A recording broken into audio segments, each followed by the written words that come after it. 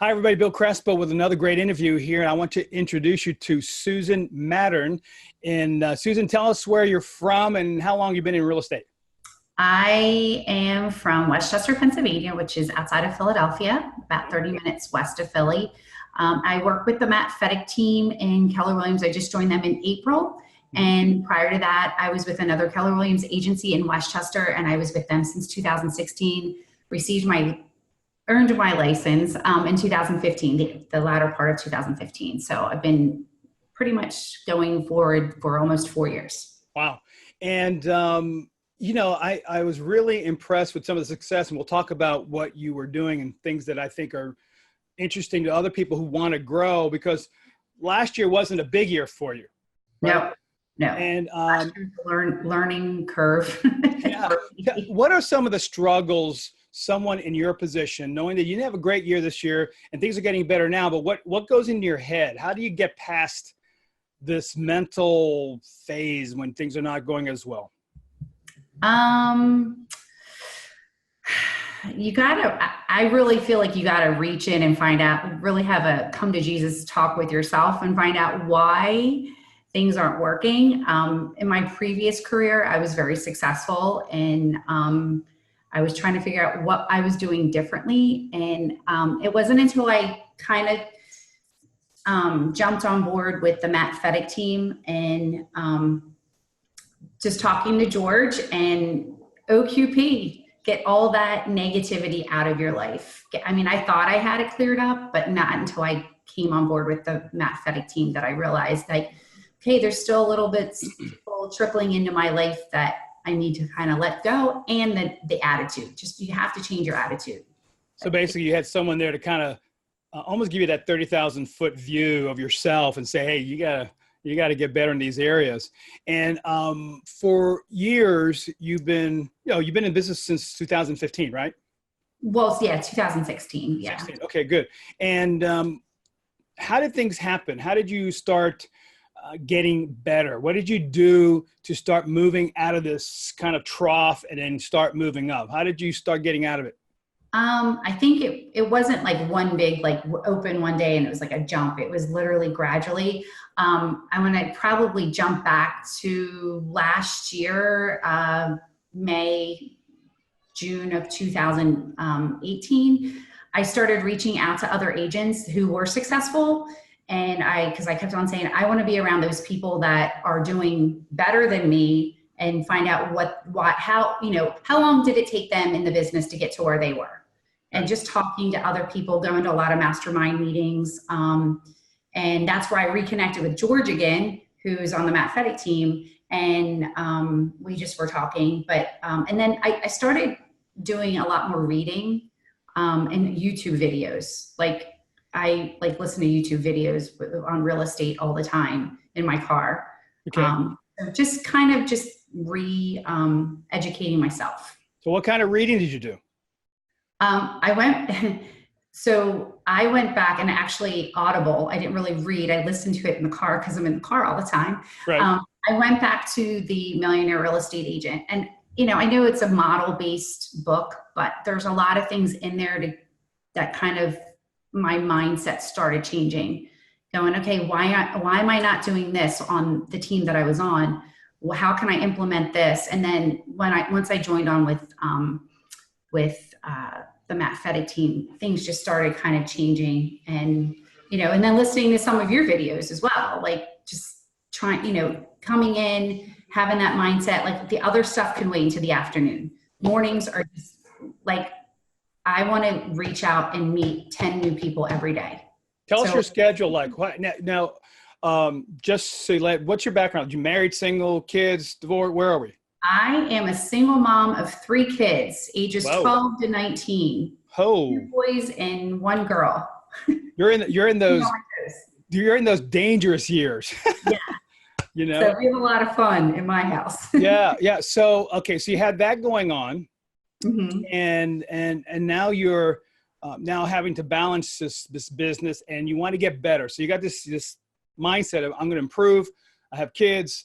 Well, Tell me your schedule. Like, how did you handle that? so, well, I mean, just to jump back with that whole mindset too, Yep. like I have a promise to my family. I have a promise to my children, and I live with my parents right now. And they're, and I told them, this is what you need to expect from me. And I also told them what I need to expect from them. And that is allowing me, yes, real estate has these open doors. Like we can take time off and everybody thinks realtors have this great job, but it's a tough industry. So I told them, like, I will time block when I can, meet with you. But that's basically, what we've kind of, all sat down and said, this is what they're going to give to me and I'm going to give to them. So Good. that I can, make an income and do very well. So you had to sit there, you had to plan it all out. Mm-hmm. And so then they are helping you, which is great. Right. What's your schedule like? My schedule is that I get up every morning between 5:30 and 6, sometimes earlier at 5. I have a walking partner who is another agent as well. So we can, so sometimes we'll walk 5 miles. It depends on her schedule and my schedule, but it's usually about 2 to 3 times a week. I get right in the shower and get ready for work. And I am a 30-minute drive down to Kennett Square from Westchester. Beautiful drive. It's no traffic. It's all back roads, which is awesome. So it clears my mind a little bit. And then lead gen, that's one thing being on this team is you block out that 9 to 11 and lead gen. And I'm always trying to get here for the our morning stand up because it does generate, it changes your mindset. And then Tuesdays we have all day is just lead genning. And then I try to set my appointments in the afternoon. So 9 to 11, you're focused, and who are you calling? Well, right now I'm concentrating on for sale by owners. But anybody that's new, I would jump into like our Boomtown, our back office with people that, may have been looking in the past or expireds but I really have been concentrating on for sale by owners. So one of the stories why I got so excited about interviewing you this week was because you did something different and it worked unbelievable. So can you, tell us what you did and tell me a little bit what you said before, because I thought it was really cool.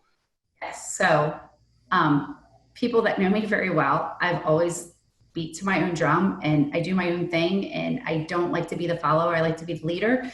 And with that said, we were at our stand up and everybody was going around like, yeah, we're going to call the expireds and expireds. I'm like, well, why am I going to call expireds? This is ridiculous. And like, I think that morning I was driving, I came in earlier and I drove by like 3 for sale by owners.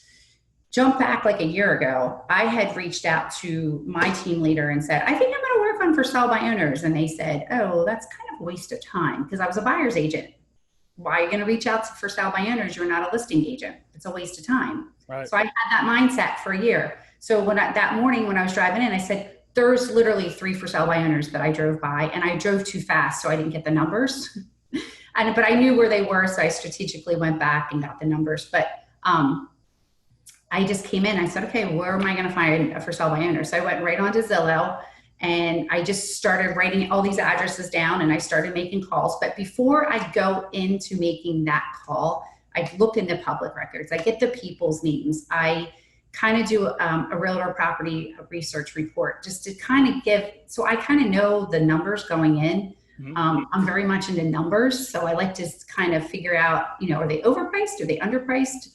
And then I start asking them questions. And I have a really short, sweet script that just basically says my name, who I'm from, and is your house available? And if they're, and they say yes, I'm like, well, I just want you to know that my job on this team is not to only look at the houses that are on the MLS, but the ones that are off market.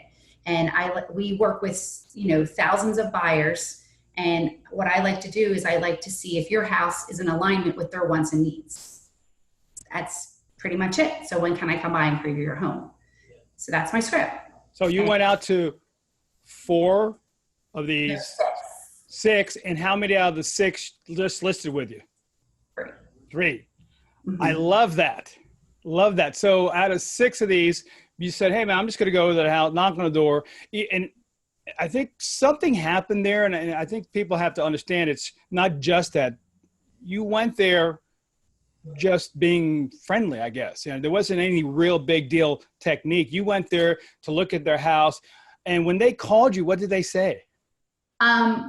We would like you to come out, you know, and see and talk about listing our house. And I was like, okay.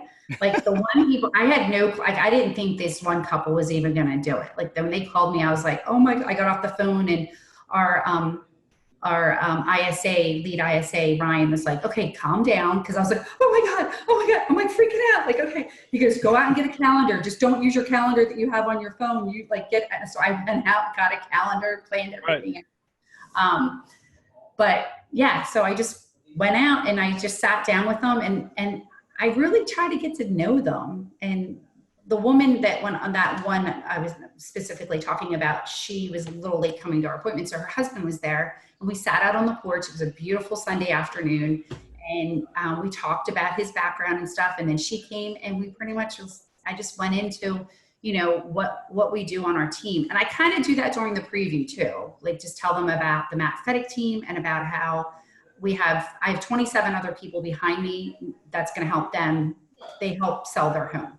Right. So it's not just me as a single agent. I have 27 other people that we're marketing, we're calling. I add the value to why you should work with us. Yeah. And I don't want you to discount the fact that you just connected really well. You know, I think a lot of times before this happened, let's say before this, and someone talked about FSBOs and expires, weren't you a little like apprehensive, a little fearing calling them before? So I kind of did that in my second year, right, and I just wasn't successful with it. And I thought the for sale by owners were just absolutely nuts and just off the rocker. So I didn't want to kind of work. I kind of got defeated by it. So I didn't want to work with that. So, you know, it was just trying to figure out, but I think the script with showing them that I'm in an alignment, I'm trying to make sure their house is in alignment with my buyers. I think that kind of like hits the sweet spot. Right. So, you know. That worked. It worked. And so let's look at that. So 3 of them totaling what's the average price on these? Well, total is 1.1 million. 1.1 million. Condo for 155. There's a townhome that's a 3-bedroom townhome. It's 345. And then there's a home in Media, Pennsylvania that's just right under 600. Wow, that's great. First of all, Craig, congratulations, because more people just need to get out. I think getting out of the office is going to be so, you can helpful. Plus you get kind of, I don't know, you get bogged down sometimes when you stay in. You got to get out and meet the people. What advice can you give someone that's kind of a little bit behind you or really want to get to that big goal that you've learned for yourself that needs to happen to be successful? Just like the Nike commercial, just do it. That's all I can tell you. Just do it. Just get out there and don't go into those previews going, oh, you got to do this. You got to do this. And this is not going to just go in there and say, oh my God, your house is beautiful. And look, find the good points about the house, even if it's a complete mess. Find the positives and not the negatives, and don't tell the negatives until you get that listing contract signed. Right. That's a point. That's a good point. That's a good point. What is your goal now? When you now saw the opportunity here, what's your big goal? Where do you want to take your business? I want to take it to the next level. I want to, this market, I'm sure it's where you're at, as well as the rest of the United States, with working with buyers has been a challenge. You could kind of starve to death in this market, even though it's really busy and there's a lot of people out there. It's just, I lost 4 contracts from buyers. So I need to switch my whole mindset and I need to work with listings because I need to make a living. So I would like to have probably 2 to 3 a week is where I'm gearing towards. So I could technically have 12 listings a month. I'm aiming high. And I like that. Yeah. So, yeah. That's good. So this would be the highest income you've ever made in your life once you accomplish this, right? Yep. What would that do for you and your family? My previous career was like 150 a year. Okay. I was in indirect auto lending. And and I did some consulting work. So that's when I was making that income. So Right. I want to see that definitely. Yeah. What does I that see do for what you? other people are doing on this team, and I definitely can do it. So 200, 300 would be awesome. All right. And again, I didn't think you heard me, but what does that do for you? Once you get that money, once that happens to you and you get this momentum going, what does that do for you personally? I can finally take a vacation. I like that. Notice how your eyes brighten up. Vacation. Yeah. Yeah. I just, when my two older boys were small, they were spoiled rotten. I gave them whatever they wanted. We went to Target, would go whatever, and within reason. Yeah. My daughter now, since she's been 5 years old, all she's seen is, and she's going to be 12, is her mother's struggle. And I need to get to that next level. I want to help my parents. I want to get them, just they're worrying about money. Everybody's worrying about money. And it really stinks when your life, financially, when it's not good, it affects you in so many ways, mentally, physically. And I want a healthy lifestyle and a healthy bank account. So, and to be happy. I mean, right. Money isn't always everything, but yet it is, have that healthiness. So, yeah. Do you think about that every day? Like, for you to have that drive, do you think about this promise that you gave to your kids and what you just said? How do you remind yourself of that? It rips my heart out when I have to tell my daughter, no. Why? Because I don't have any money. I want to take that completely out of my, I don't like saying that. That's not who I am. I'm a giver. Right. Well, listen, if you keep up the momentum, which I think you will, I think you've got the right, I think what I'm hearing from you is that you just got to keep at it, right? Just like you said, Nike, just do it, but do it in a way that is, right, your emotions are leading you here. Your desire to help the kids and your parents and everything else every day get you out of the house. Now, how do you stay consistent is going to be a key here, right?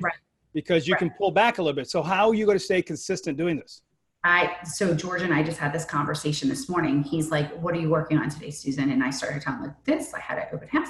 I have these people calling me and they're all buyers. And he goes, well, are they ABC buyers? And I said, they're probably BC buyers. He goes, well, they can wait until this afternoon. You find those 10 people now. So having him, even though there's days I want to we have a Nerf gun. I just want to pick that Nerf gun up and just go shoot him. You with Nerf bullets, shut up. Just having that though is my, coach and mentor. It puts me on the right track. So accountability is important to you. Oh yeah, huge. And being organized is 100% with this, because even when I preview that house, everything that I talked about that I look at before I call, I'm printing all that stuff up. I'm printing the comps. So I know what I'm talking about when I go in there, because the last thing I want to know what's going on. I want to know the schools. I want to know, their motivation for selling. I want to know all that stuff. So I have a folder and that sits in the back of my car. And then, then I have all that information when I do have the listing and I'm doing the listing contract. I don't have to go backpedal and research it again. It's already done. Right. So this is good. Accountability, organization, and some emotional drive. Once you add that equation together and you just do. Lost you. Bill lost you.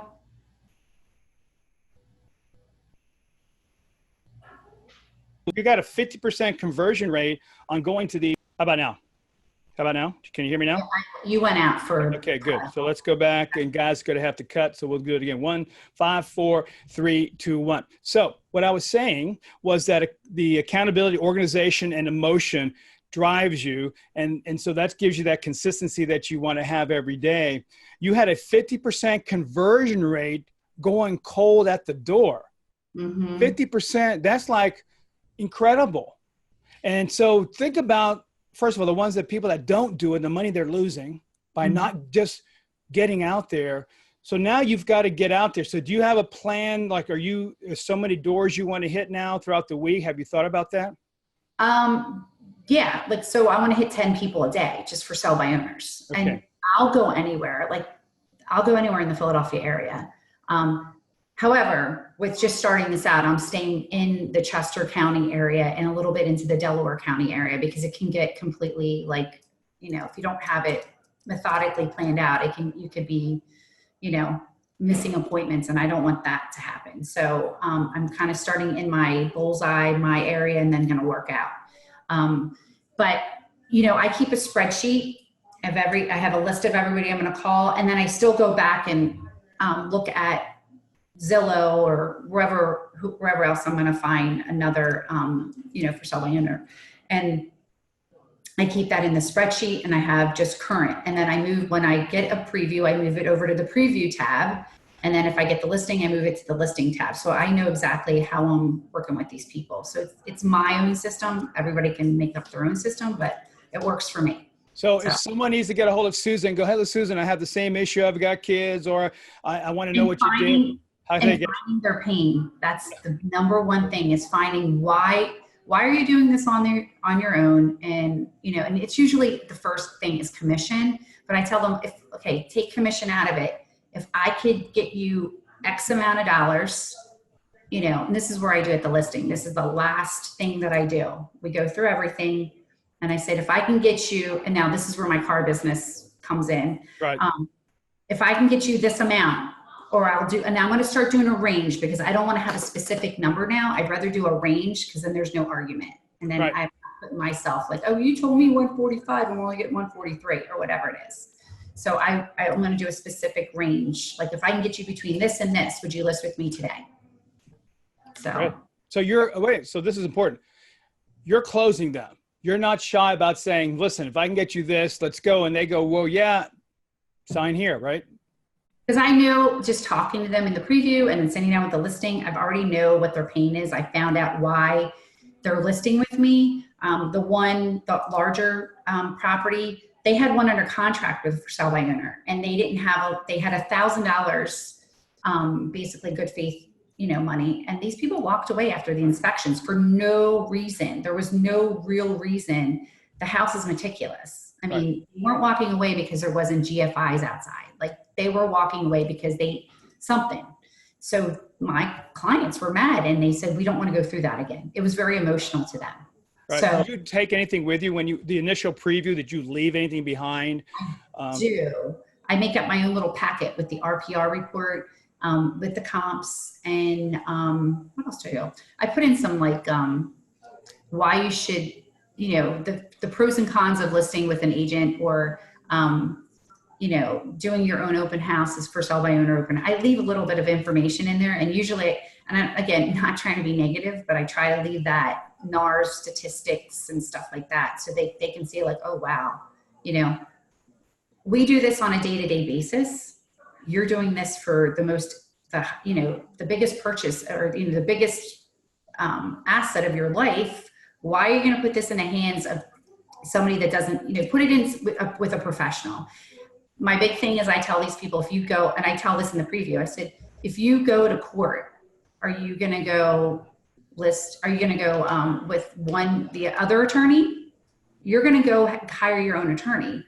My biggest one is, if you had to have your toe amputated, are you going to do it yourself, or are you going to have a doctor do it? Right, that's a nice one. I never thought about that one before, Susan. That's a good script. I got to write that down. I like that. If you have your toe amputated, would you? Everybody's eyes go, their eyes get real big. They're like, yeah, I guess I would go to the doctor. I like that. So, Susan, this is great, man. I really appreciate what you're saying, because I think a lot of people have the same issues and they're struggling out there. Some of them not. I mean, some of them just say, Leah, let's get out to the door. So I think it's great. So how can someone get a hold of you if they need to ask you questions? What's a good place to get a hold of you? How do we do that? They can email me at Susan at Fetick, FETICK team.com. And just, or even Facebook, Susan Mattern. I have my business page is Susan Mattern, Your Savvy Real Estate Chick. You can just message me that way too. So I got it. Well, listen, Susan, great job, man. I'm so excited, and I wanted you to be on, because I think everybody needs to hear that it works. You just got to get out of your comfort zone and get out there and start doing it. So congratulations on that. And I want to have you back with some even greater stories. So thanks for being on today. I appreciate it. Thanks, Bill. See ya. Bye. Thank you. Bye-bye. All righty.